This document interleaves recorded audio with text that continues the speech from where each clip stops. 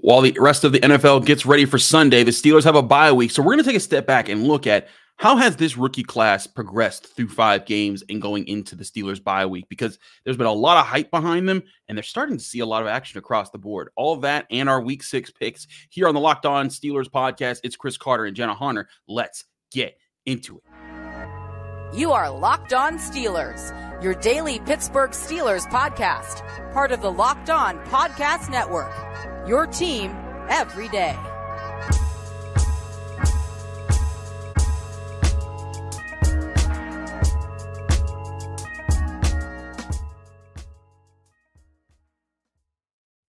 Hello, welcome to the Friday edition of the Locked On Steelers podcast. I'm your host, Chris Carter, bringing you your daily dose of all things in the Pittsburgh Steelers. As always, you can find this show on your favorite podcasting apps and on YouTube. Like this video if you enjoyed. Subscribe to this channel to get all of your daily Monday through Friday episodes, as well as our bonus content. We're thanking you for making us your first listen every day, because we're your team every day. And today's episode is brought to you by Prize Picks. Prize Picks is, of course, daily fantasy made easy. The easiest and most exciting way to play daily fantasy sports right now. Go to prizepicks.com/LockedOnNFL and use our code, all lowercase, LockedOnNFL, for a first deposit match up to $100. We're here with Jenna Harner on a Friday. She's back on the show. Jenna, also for the record, we are recording this earlier in the week, recording this on Wednesday because of our schedules. We're both very busy people, but we wanted to make sure we got this episode in. Jenna, how you doing? I am great, Chris. Happy to be back. Sorry about the craziness of last week. Schedules are just insane, but happy to be back here. Happy to am I ahead of you in the picks? I know we'll get there, but why you gotta bring that stuff up? Why you gotta bring that stuff up? That ain't cool. Wait for the picks segment to bring the pick stuff up, man. Now, if I was leading, I'd be bringing this up. If I was leading, I'd be bringing it right away. So, you know, but hey, not while I'm behind. Anyways, we'll get to the picks in a minute. But I want to ask you this question about the Steelers rookies. Where do you feel like this class is right now, like across the board, and really like the top 4 guys? Because they were the guys. Nick Herbig, you know, that's one thing. But you look at the picks today. They traded up to get Broderick Jones. The Claypool trade got them Joey Porter Jr. They made sure to get Keeanu Benton with that next pick in the 2nd round, and they made sure to get Darnell Washington late in the 3rd. And all 4 of those guys have seen significant time. Broderick Jones just came off his first start. We gave him a 2-star grade on our Stars and Skulls segment, as we did Joey Porter Jr. because of his game-changing interception and how well he played during that game. Darnell Washington's been solid, in my opinion. Keeanu Benton's also been solid. I feel like this rookie class, you know, it's impossible to live up to the hype in 5 games, but they have built themselves the foundation to live up to the high hype that was built for them during this offseason.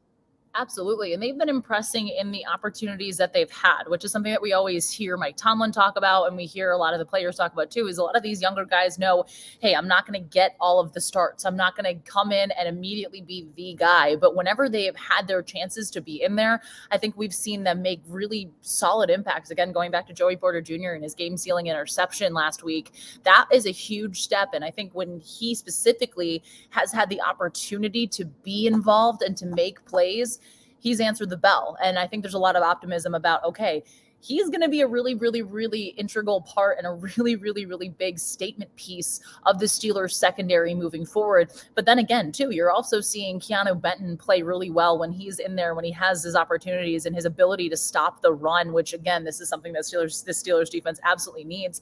And I'm sitting here like, get Darnell Washington more involved. Yeah, I'm right with you.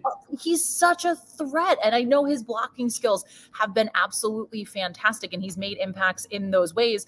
I think he only has a couple receptions so far. I think just 2. Just 2, yeah. But again, when the ball has come his way, he has made the most of his opportunity. I think one was for a first down. Was it the Texans game or was it it was the Texans game? It was the Texans game, yes. Yeah, and it was a crucial first down opportunity. But if this offense, and again, there's so many struggles with this offense right now, but when they get into the red zone, why are you not utilizing him more because of just the mismatch he creates? But I think the rookies have been pretty impressive. Again, still early. There's still a really, really, really small sample size, but you're seeing flashes of obvious reasons why the Steelers drafted them, why Omar Khan went after so many of these guys in the ways that they brought them in. And I think that, you know, you can be optimistic about the future just based on what we've seen. It doesn't seem like this was kind of, you know, I can't sit here and be like, oh, any of these guys are, you know, were misses. You know, they've all been really, really impressive up to this point. And again, there's going to be some growing pains, but from what we've seen, it's been really solid. No, I'm right with you. It's been really solid. And here's the thing. We don't know if there'll be hits or misses yet because they're still progressing to be who they are. But all four of them have been ready. I think they've taken on the challenge. None of them have been liabilities. Like, you can't look at them and say like, oh man, this guy, he has really cost the Steelers. So they've not been in that position. I think Broderick Jones, when he played against the Texans a little bit, he could have been a little bit better, but I wasn't really, you know, taking much against him in that game with his first, like, you know, bigger NFL action. And then against Jadeveon Clowney, I thought he excelled against the Ravens there. Joey Porter Jr. You can't. I think we've said a lot about what his impact in the game was by changing the game around for the Steelers, and was maybe the biggest play of the game outside of the Pickens touchdown. But I look at this across the board, and I want us to think back to who we thought at the beginning of the season would have the most impact on this team as a rookie, and now after 5 games, has our opinion changed? I'll go first. I thought it was going to be Broderick Jones. And Joey Porter's making a tough case, man, because that interception was just so good. And again, I went through the all 22. The reason I gave him 2 stars on my stars and skulls grades was because he was just solid. Like there were plays he wasn't even targeted where he was just running with his guy, locking him down, and said, if you can throw it here, it's not going to be good for you if you do. And that is so huge, and that could turn around this secondary. It's just on the other side. I was just like, man, the way Broderick Jones was run blocking, he could be a big piece to help solidify this offensive line. But I'm going to do it. I'm going to change it. I'm going to say Joey Porter Jr. is probably going to end up having the biggest impact. Now, they got to start him. Grady Brown, the cornerbacks coach, didn't exactly say that it was a guarantee that he'd be starting moving forward. But I just feel like with his position, the way that he's played in the secondary, if he can help take away a receiver every game and make it tough on a specific guy, that can make the rest of the secondary's job so much easier and really boost this defense.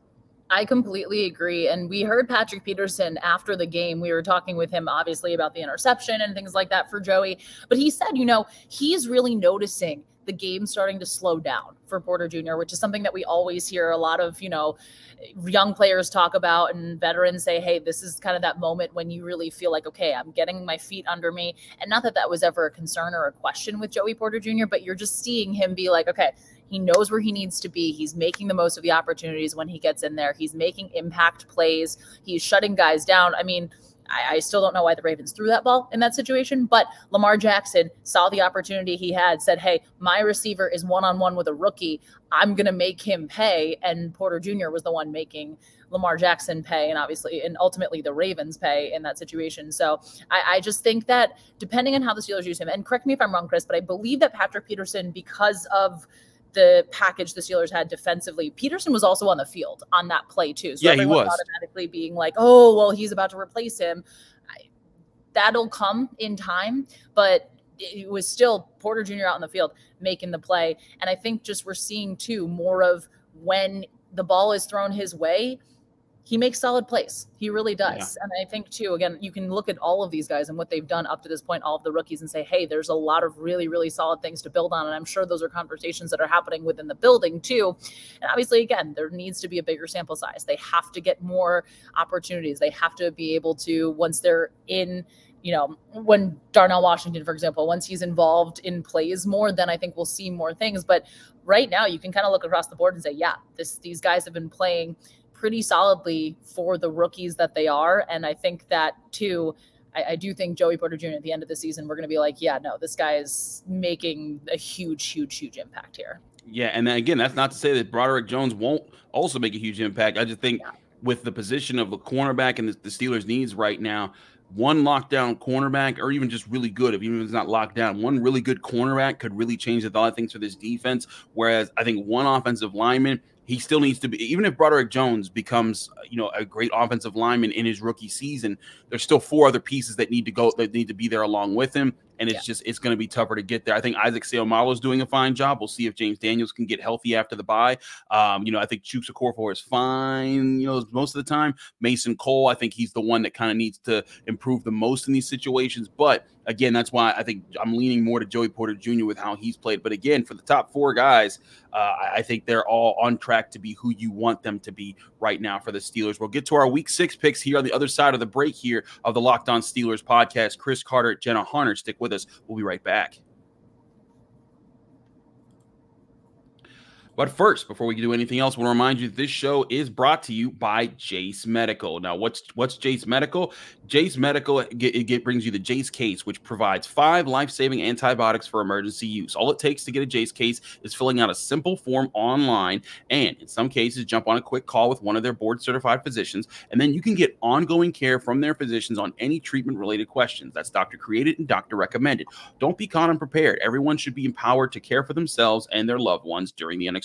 Jace handles everything from online evaluation to licensed pharmacy medication delivery and ongoing consultation and care. Jace Medical is simple. You go online, fill out a form, and then you get prescription life-saving medications right to your door. The Jace case gives you a peace of mind so that you are not just hoping that you have access to medication in an emergency. Jace Medical makes sure you have the medication in hand. Save more than $360 by getting these life-saving antibiotics with Jace Medical, plus an additional $20 off by using our code Locked On. That's LOCKEDON, Locked On at checkout on JaceMedical.com. That's JASE Medical.com.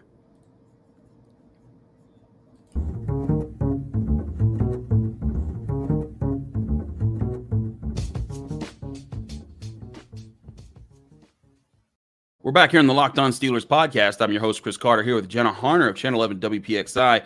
All right, Jenna, now we can talk about the fact that you are ahead of me in the picks. Whatever. I guess that's fine. Cool. Right now, I sit at 46-32. You sit at 50-28. So you are 4 games ahead of me.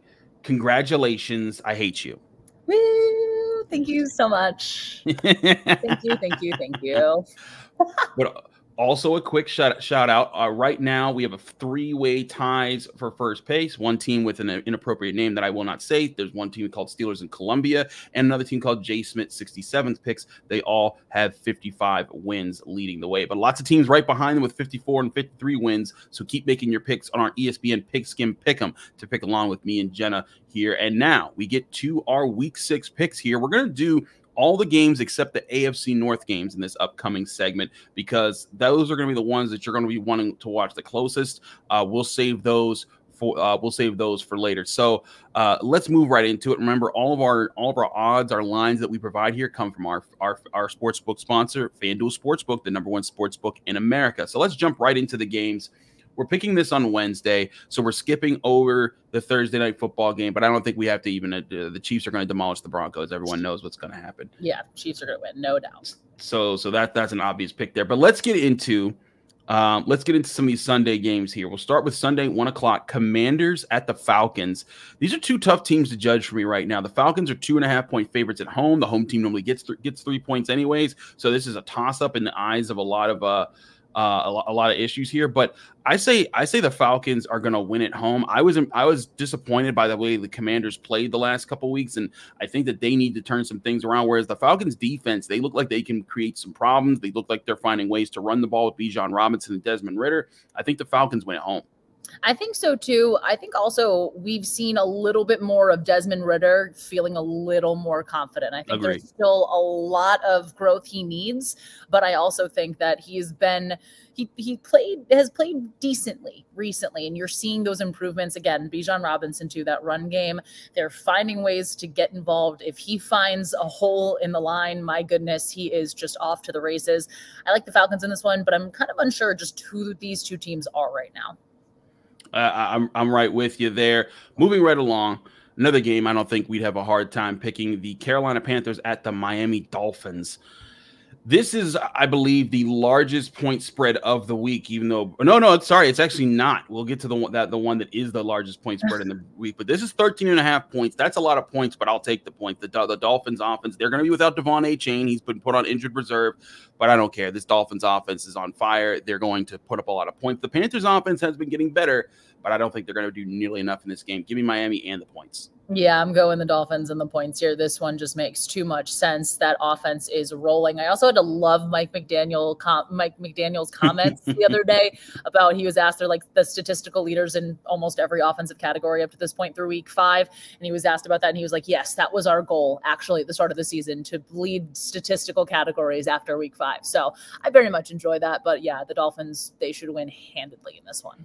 NFC North showdown, the Vikings at the Bears. The Vikings are 2.5-point favorites on the road, but without Justin Jefferson, who also went to injured reserve. I'm still taking the Vikings, though. I think that they can still put some things together. They're one of those teams that they're 1-4, and I feel like they're the one team that shouldn't be 1-4. Like they should have a better record right now. They've messed up a lot of opportunities. This Bears game is a get-right game. If they do not get right in this game, they are in a lot of trouble, but I think they do it on the road in Chicago.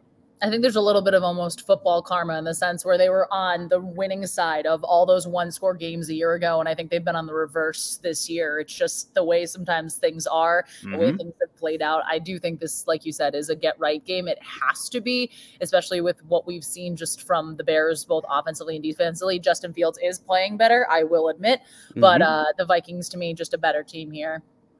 Colts at Jaguars, AFC South showdown. Anthony Richardson also put into reserve. The whole NFL is hurt, Jenna. Everybody's hurt.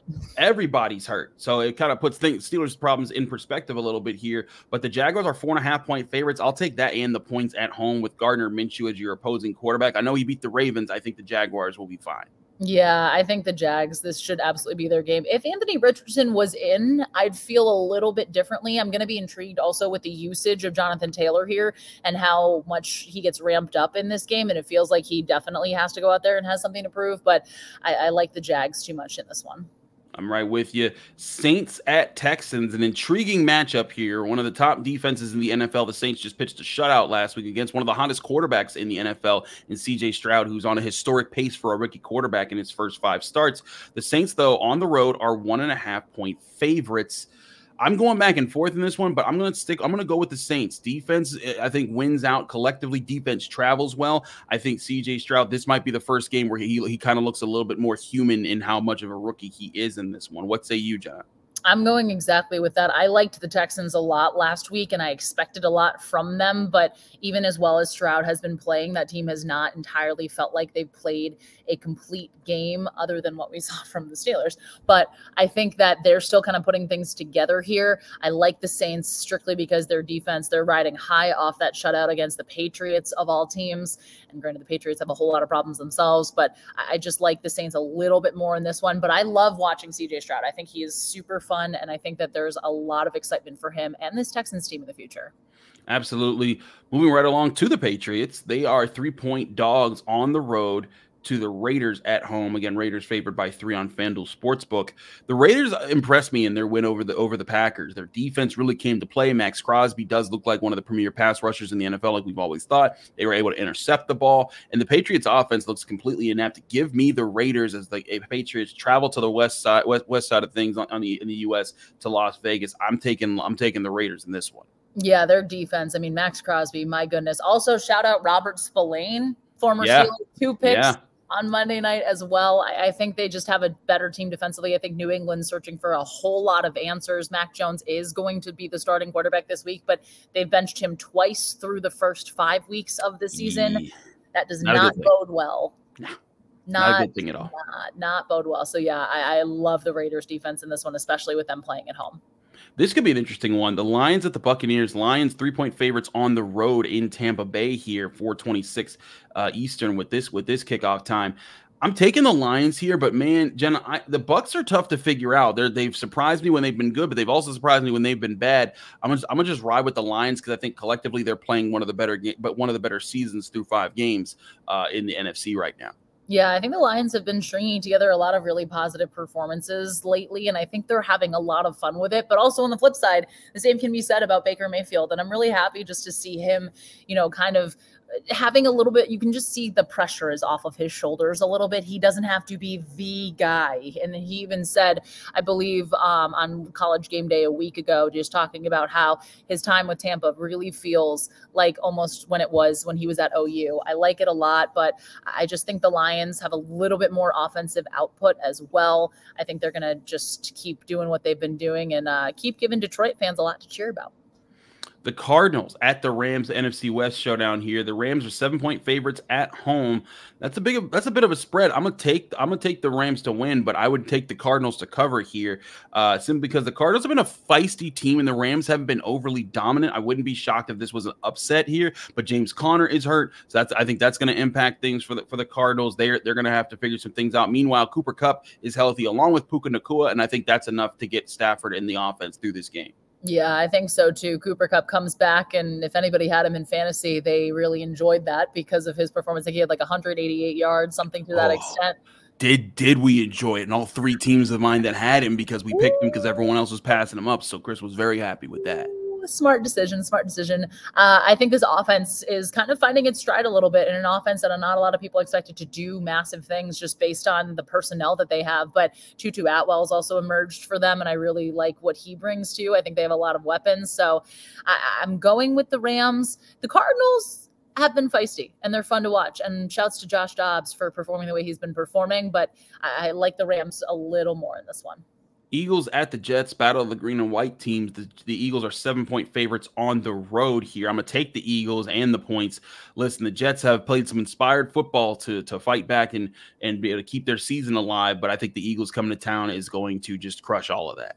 Yeah, I think the Eagles are one of the best teams in the NFL right now. I can't wait to see when they match up with San Francisco, but I just think that offense is so fantastic and just all the weapons that they have. But at the same time, I mean, Zach Wilson has been playing a lot better. You're seeing a lot of confidence in him, which is something that this Jets team absolutely needs. Their defense, obviously impressive, and I think they might have a solid day, but I just think the Eagles are one of the best teams in the NFL right now. I don't expect them to lose this one.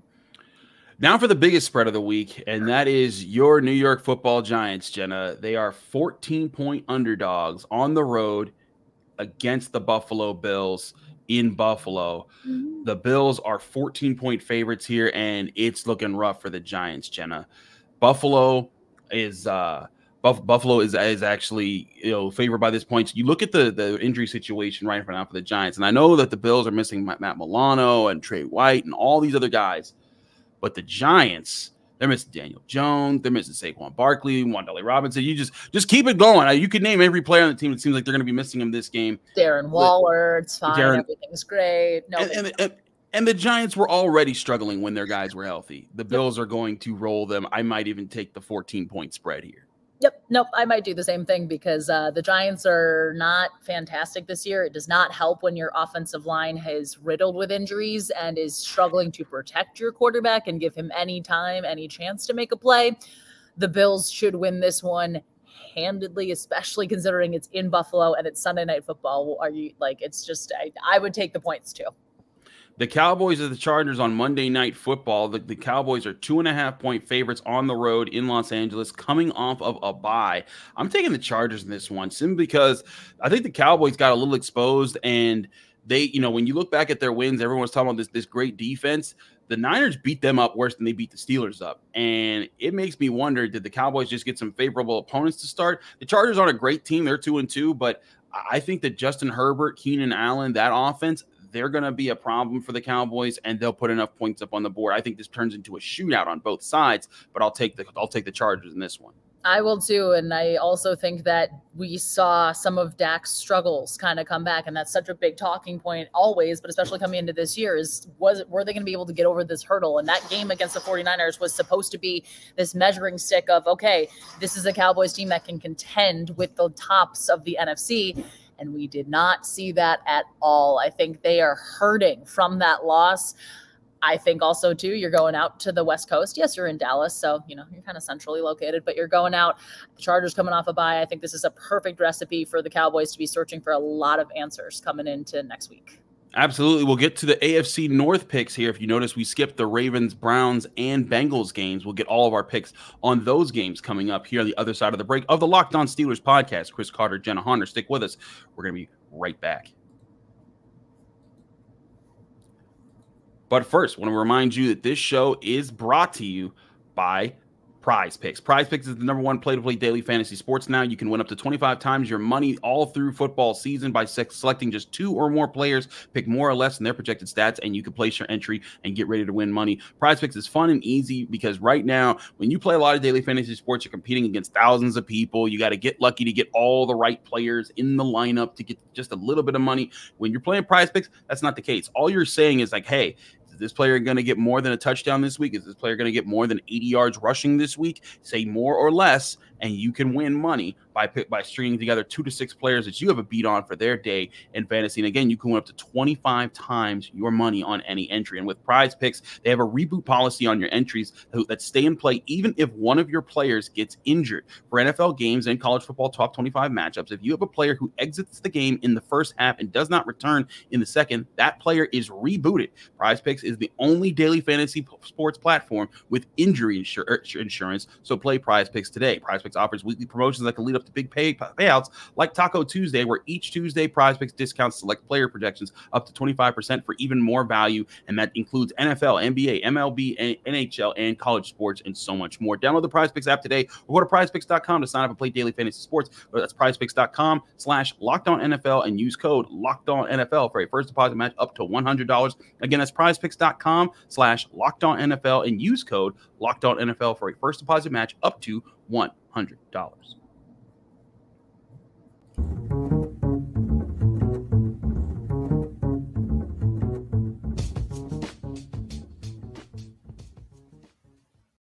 We're back here on the Locked On Steelers podcast. Chris Carter, Jenna Harner breaking things down here on our Week 6 picks here in the NFL. Remind you, all our odds and ends provided are from FanDuel Sportsbook, the #1 sportsbook in America. Now, Jenna, let's dive right into some AFC North games right here. And before we do, let's take a look at the AFC North right now.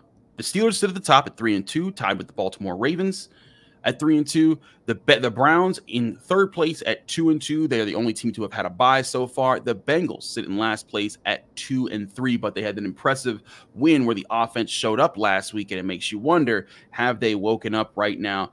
What is the power structure in the NFL? Because like I did for those who might not see me, I'm on the Wednesday edition of the Locked On NFL podcast with James Rapine, where we review the collective power rankings submitted by all of our Locked On hosts. And I put the Steelers up a bit higher than this, but they were ranked at 19th, which was last among all AFC North teams by collective people.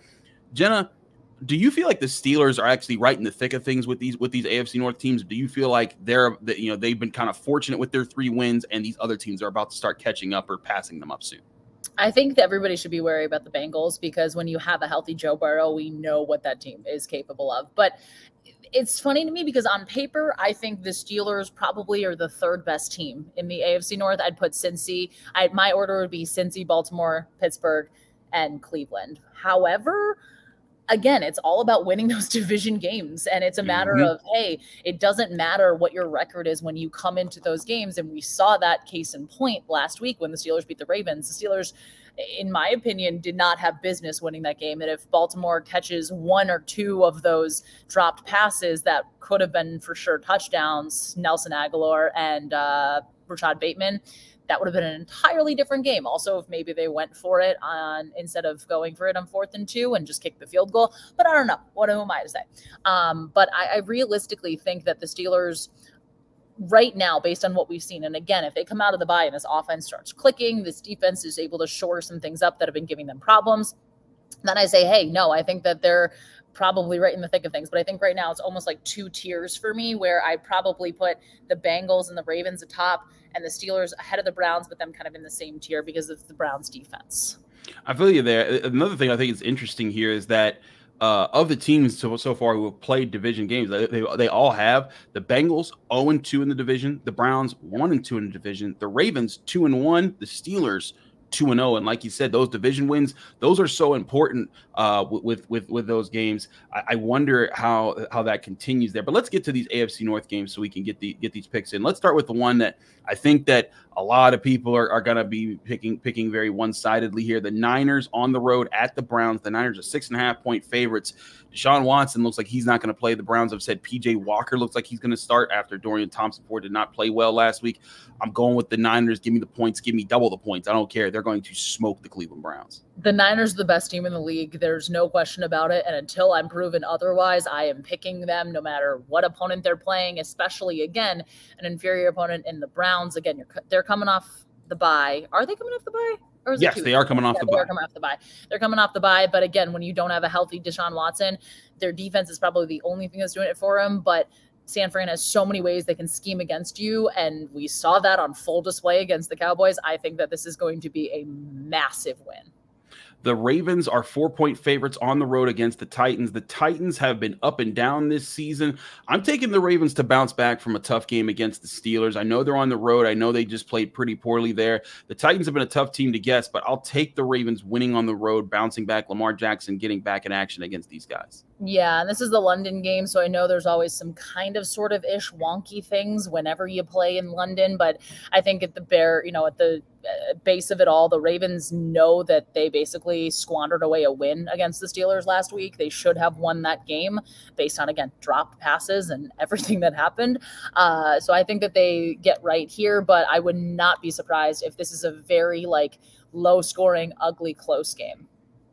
I'm right with you. I think it's going to be something like that. Now let's get to, I think, which is going to be the most intriguing matchup of all the AFC North games this weekend. And that's a 1 o'clock kickoff. The Bengals host the Seahawks. The Bengals are 3-point favorites at home, which means, again, Vegas is giving them 3 points just for being at home. This is most likely a toss-up matchup here.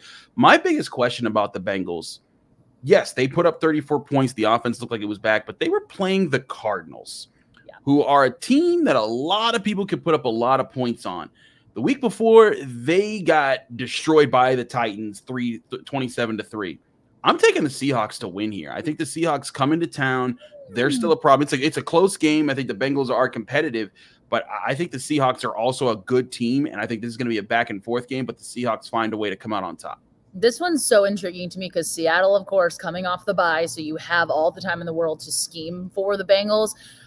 Joe Burrow seems to be as healthy as he's been up to this point. We saw, all the Jamar Chase, I'm always bleeping open quote, and then things progressed, and he proved that last week in that 7-Eleven tweet where, again, always open. I like the Bengals in this one, but I keep going back and forth. I'm going Cincy because, again, it feels like they have to almost win most of these games at this point just to keep pace and to basically say, hey, look, we're going to get back on track because we know that we should be one of the top teams in the AFC, if not the NFL. I'm going Cincy, but I am cautious about this one. So I think this is our only split. I think this might be our only split this week. It's going to be an interesting one. The Bengals, I think this is also a must-win for them. They're going into a bye. If they would be going into this bye 2-4, and their next game out of that bye at the 49ers. So you do not want to be 2-4 staring a potential 2-5 West Coast trip in the face, and then you play the Bills right after that. The Bengals have to respond. I agree with you. It's a must-win game for them, but I like the Seahawks still. She's Jenna Harner of Channel 11 WPXI here in Pittsburgh. Jenna, thanks so much for joining us. Let people know they can find you, follow you, and get more of your work. Well, thank you for always, as always, for having me. It's always a joy to be here with you, recording on a Wednesday for a Friday show. So we're just having the Friday energy early this week, which I'm here for. You can find me on Twitter at Jenna Harner11, Instagram, Jenna_Harner. And I'm already starting to tell people PSA, but the Thursday night football game on November 2nd, when the Steelers host the Titans, if you're local in Pittsburgh, that game will be broadcast on Channel 11 WPXI. We'll be doing pregame, postgame, so definitely tune in for that. Got some really awesome stories in the works that I can't quite tell anybody about yet, so stay tuned for all that. Oh, snap. You get some backstage access there, y'all. Get on it with Channel 11, all their great work. And, of course, tune into Channel 11 every Friday night when we're both hosting Skylights and doing high school football highlights in the city of Pittsburgh. She's Jenna Harner. Thanks, Jenna. Thank you all for tuning into the Locked On Steelers podcast. I'm your host, Chris Carter. Follow me on Twitter and Instagram at Carter Ortiz. Read my work at the Pittsburgh Post-Gazette, post-gazette.com. And find me here on the Locked On Steelers podcast Monday through Friday and doing our bonus episodes whenever you check us out on your favorite podcasting app and on YouTube. We'll see you again over on Monday, recapping what happened that we saw on Sunday and getting you ready for the Steelers week as they get ready to take on the Los Angeles Rams.